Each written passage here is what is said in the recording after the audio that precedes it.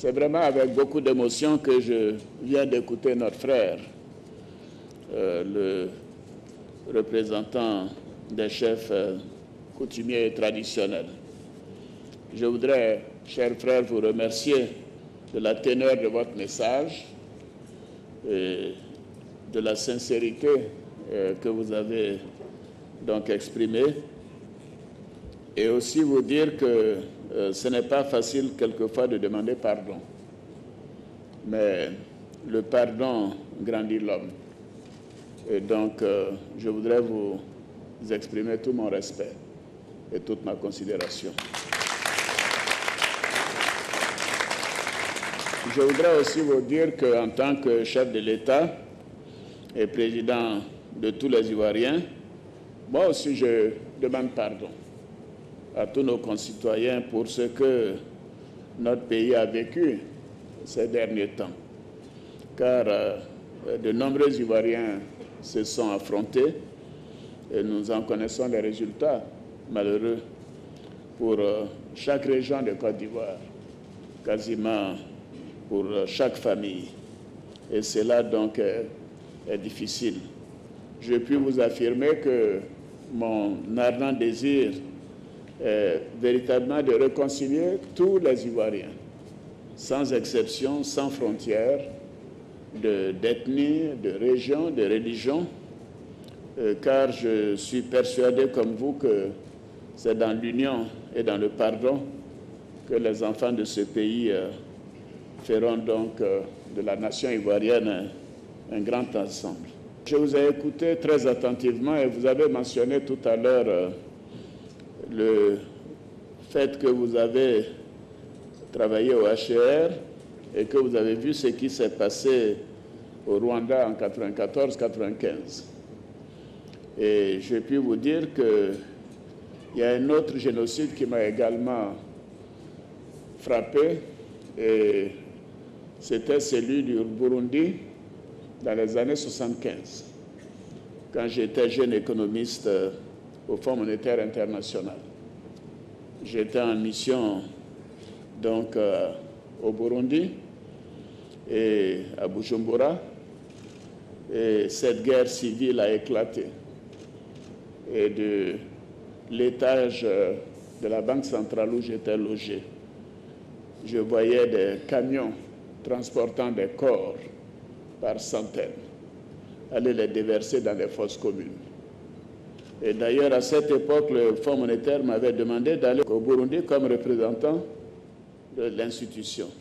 Je n'ai pas accepté, parce que, ayant vu ce que j'ai vu, je trouvais que cela ne devait pas exister. Et comme vous le dites, vous étiez au HCR en 1994-1995, moi j'étais au Fonds monétaire international. Et j'ai suivi également ce qui est arrivé dans ce pays. Quand j'étais directeur général adjoint, j'ai reçu les délégations rwandaises les unes après les autres, y compris l'ancien président de la BAD, qui en ce moment-là était le ministre des Finances. J'ai eu à m'entretenir longuement avec toutes ces personnalités, y compris le président Kagame, qui est un ami. Ce que je voudrais vous dire, chers frères et sœurs, c'est que la Côte d'Ivoire doit faire en sorte de surmonter ses douleurs, ses souffrances. Je sais que ce n'est pas facile. Certainement, beaucoup d'entre nous avons été blessés d'une manière ou d'une autre. Et vous savez, quelquefois, la blessure psychologique est pire que la blessure physique. Et beaucoup d'entre nous avons souffert cela. Mais nous devons avoir la grandeur et l'humilité de savoir pardonner, de savoir aller de l'avant. Et moi, je voudrais vous remercier du message que vous venez de lancer. Et je souhaite que tous les Ivoiriens entendent ce message que vous venez de lancer à l'endroit de tous nos concitoyens. Et le courage de dire qu'en tant que père, vous endossez ce que vos enfants ont fait est également une marque de grandeur. Je peux vous dire que l'ancien président Laurent Gbagbo est un frère à moi. Nous avons été certes adversaires politiques, mais nous avons passé de grands moments d'amitié. Et comme beaucoup d'entre nous, j'ai été particulièrement surpris par ce qui est arrivé. Mais je ne voudrais pas réouvrir cette page qui crée beaucoup de souffrance et de douleur au peuple frère de Gagnoa. Mais je voudrais vous dire que, en tout cas, nous devons tout faire pour que cela ne se reproduise plus. Parce que, vous savez, une élection, c'est tout simplement d'accepter ce que nos concitoyens veulent. Ce n'est pas un manque d'humilité pour moi que de dire que j'ai toujours annoncé que je venais faire de la politique pour aider mes concitoyens et que mes responsabilités étaient au minimum aussi importantes que celles que j'assume aujourd'hui comme président de la République de Côte d'Ivoire. Mais rien ne vaut que de servir son pays et son peuple. Et c'est pour cela que j'ai quitté les responsabilités que j'avais pour apporter ma contribution, aussi modeste soit-elle, à la construction, à la reconstruction de mon pays. Et vous me donnez l'occasion de dire que, à l'approche de la prochaine élection présidentielle, je voudrais que chaque candidat se dise que l'élection est tout simplement une compétition. Il y en a qui gagnent, il y en a qui perdent. Et quand on perd, on doit accepter et féliciter celui qui gagne et le faire dans la paix. Parce que les conséquences de la manipulation des populations sont très, très, très imprévisibles. Et nous en avons vécu l'expérience. Donc je vous remercie, chers frères, des propos importants que vous avez indiqués. Et je voudrais que chacun de nous s'inspire de votre sagesse et de votre grandeur. Vous avez indiqué que vous avez cherché à me rencontrer au moins 8 fois. Oui, certains des messages les j'ai reçus et j'ai répondu que je viendrai à Gagnoa. Je me souviens, c'était déjà en 2013, quand je suis venu pour l'inauguration de l'hôpital. J'ai eu des messages de venir pour une visite d'État et c'est ce que j'effectue aujourd'hui. Donc me voilà, je suis conforme à la promesse que j'avais faite de revenir ici. Donc le fait que vous l'ayez exprimé plusieurs fois ne veut pas dire qu'il y avait une résistance de ma part. C'était tout simplement une question de calendrier. J'ai indiqué à mes collaborateurs que ces visites d'État doivent correspondre à quelque chose. Au-delà de la promesse que j'avais faite pendant la campagne présidentielle, qu'une fois élu, je visiterai toutes les régions de Côte d'Ivoire. J'avais promis cela, je l'avais dit ici à Gagnoa, et cela est une promesse. Mais au-delà de cette promesse, il fallait que je vienne montrer que ce que nous avions dans notre programme de gouvernement a été exécuté ou est en voie d'exécution. Et la lenteur des travaux dans beaucoup de régions nous a obligés à retarder les visites d'État. Donc il n'y avait aucune réticence, j'ai pu vous l'affirmer et le dire très honnêtement. D'ailleurs, nous venons de mettre sous tension le quartier d'Elbo, qui a près de 25 000 personnes. Cela faisait partie de mon engagement de campagne. Le taux d'électrification ici était élevé par rapport à d'autres régions de Côte d'Ivoire, mais nous n'étions pas à un niveau satisfaisant. Avec ce que nous venons de faire aujourd'hui, le ministre de l'Énergie me dit que le taux d'électrification est maintenant de 98% dans le GO. C'est un progrès considérable. Nous venons aussi lancer le programme d'adduction d'eau potable.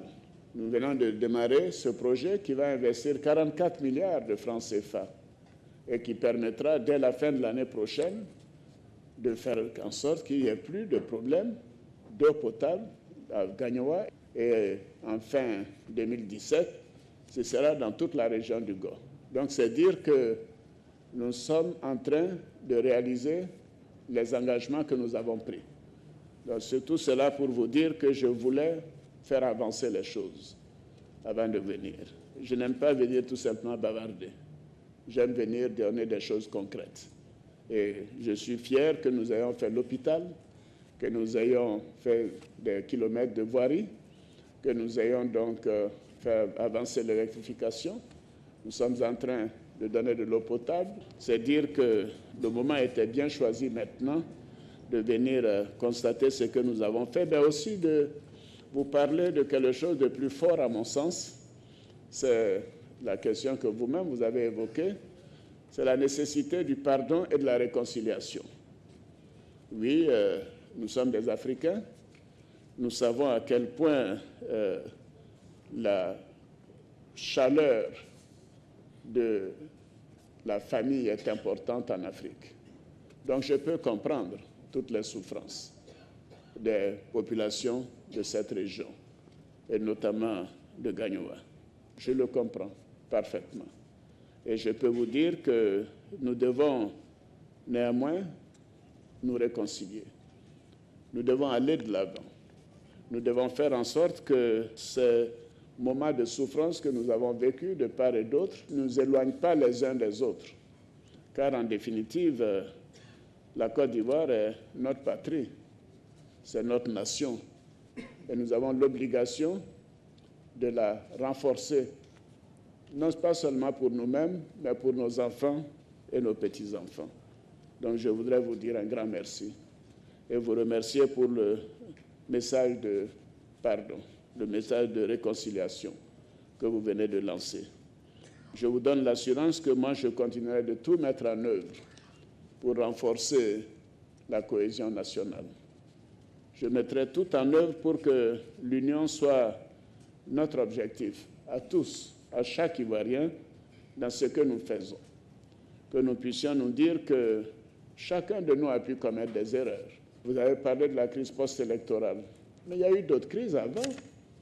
Il y a eu le coup d'État de 1999, il y a eu la rébellion de 2002, il y a eu beaucoup de crises. Nous devons le reconnaître et dire que c'était une erreur d'essayer d'accéder au pouvoir par la violence et que nous devons laisser cela derrière nous et que cela ne doit plus se produire.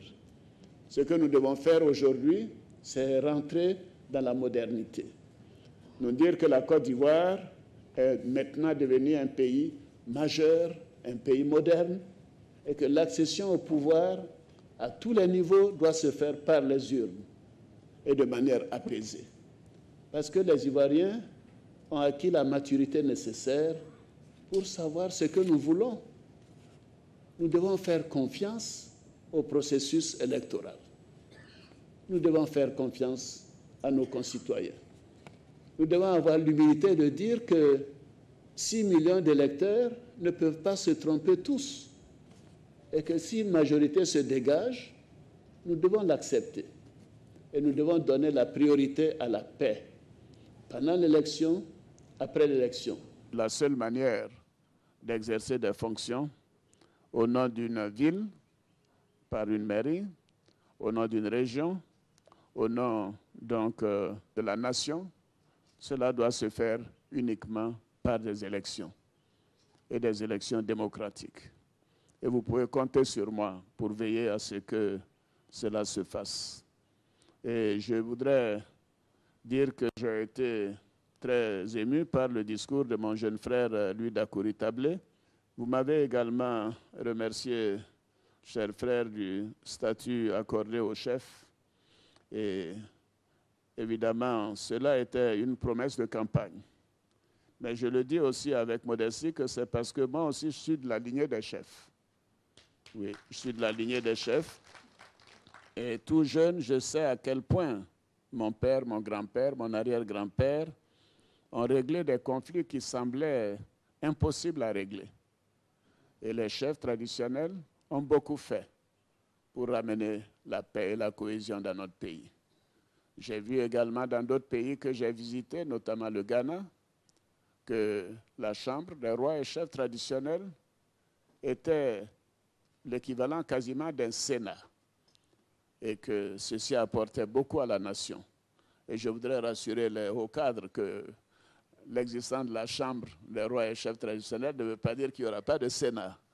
Mais je veux dire que vous avez un travail important qui est fait pour la cohésion nationale et C'est pour cela que j'avais pris cet engagement et nous allons nous retrouver le 2 octobre, vendredi prochain, à Yamoussoukro, pour la mise en place de la Chambre des rois et chefs traditionnels. Tous les Ivoiriens seront concernés par le développement. Je voudrais donc terminer en vous remerciant de tout ce que vous avez donné comme sagesse à la nation par vos paroles de pardon, par vos paroles de réconciliation, et vous dire que moi aussi j'endosse votre discours et je vous remercie.